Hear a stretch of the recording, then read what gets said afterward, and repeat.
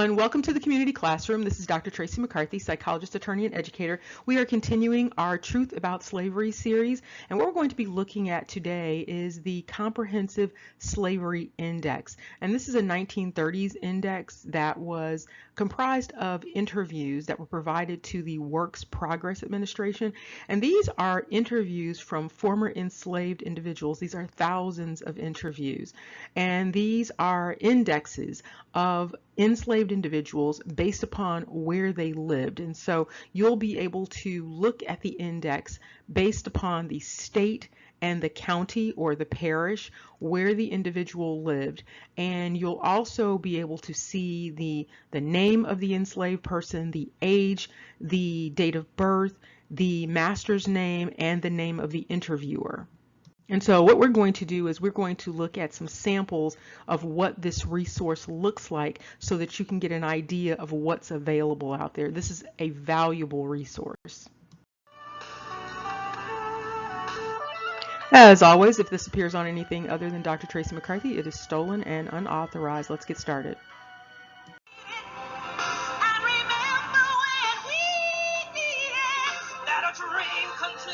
And this is the information that you will need for this particular resource. So you can find this at a larger library, and it is a comprehensive name index for the American slave. And so you have all of the reference information that you need to locate this resource. So to get us started, we're going to look at the state of Louisiana, and we are going to be looking at different areas in Louisiana on this particular list. And so in Louisiana, what would be known as counties in other jurisdictions are known as parishes. And so you can see a listing of some of the parishes here. And so you can see St. Charles, St. Landry, St. Mary, St. Tammany, and then you can see the listing of the state, and each state is going to look like this.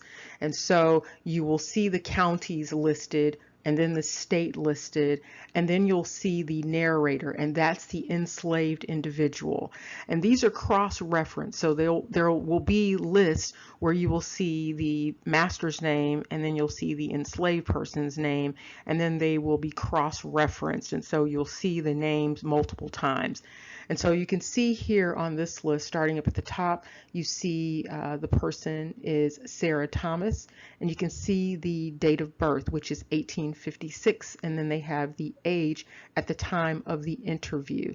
And so it goes down, you can see Stephen Williams, Virginia Yarborough, Virginia Bell. You can just go down this list and see the names of the individuals.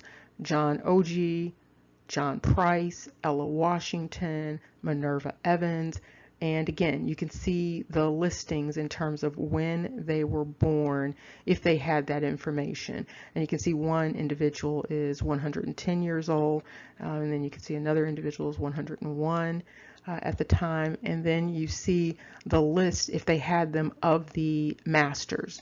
Okay, so you can see like Larry Roberts, Dan Sullivan, Dan McMillan, you see Dave McGill. It's kind of hard to see because the letters are small, but hopefully you can just stop it and you can actually look at the screen here. And then you see the list of the interviewers.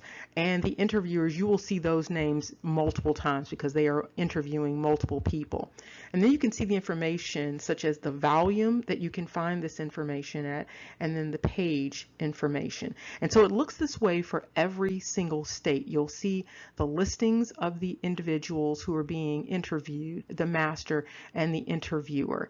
And it's really good because if you can trace your ancestors back to a particular state, even you don't even have to get into the county, but if you can just get to the state, you can then go to that state area and then go through the actual list. And so if you can just narrow it down that far, you've done quite a bit of work.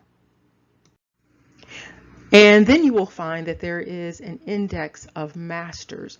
And so you can actually go through and find the list with the names of the individuals who were masters.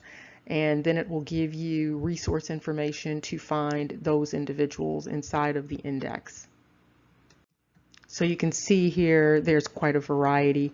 You have both male and female. So you have Elizabeth Hyatt, you have, let's see here, Jane Ison, Blanche Jackson, Richard James, Elizabeth Jane, Jerome Jeffries. So you have quite a few names here. Philip Jones. You can go over to the other side and you can see other names. George Kenny. You see Giles Keys, Thomas Kirk.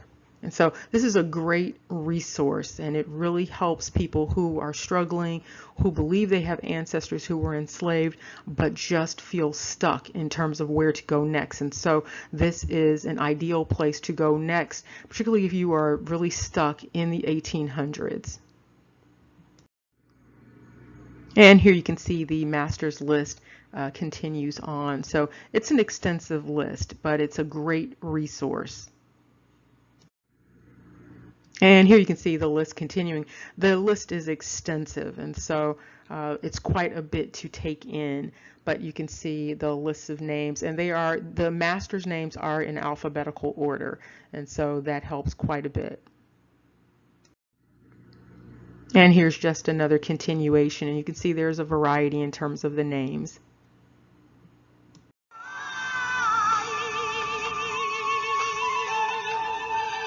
And as we wrap up, hopefully those of you who can access this resource will be able to utilize it. If you are stuck in terms of tracing your ancestry in the 1800s and you believe that you have an ancestor who was enslaved, again, this is going to be an invaluable resource. And so you'll be able to locate the information related to your ancestor, not only related to your ancestor, but you will be able to find information related to other ancestors, because remember, this is a narrative coming from that ancestor if you can find it, and what it provides is not only information about the enslavement, but it gives you the perspective from your ancestor's perspective during the interview. And so even if you can't identify the exact county, if you can just get to the state where your ancestor lived, you can go to this resource and actually go to the state. It'll take a little bit more time without the county, but then you can just go through the state, looking at the state county by county. Of course, starting with the county that you think your ancestor might have lived in after enslavement. Hoping this information for resources was helpful, and remember, knowledge is power. Take care and see you soon.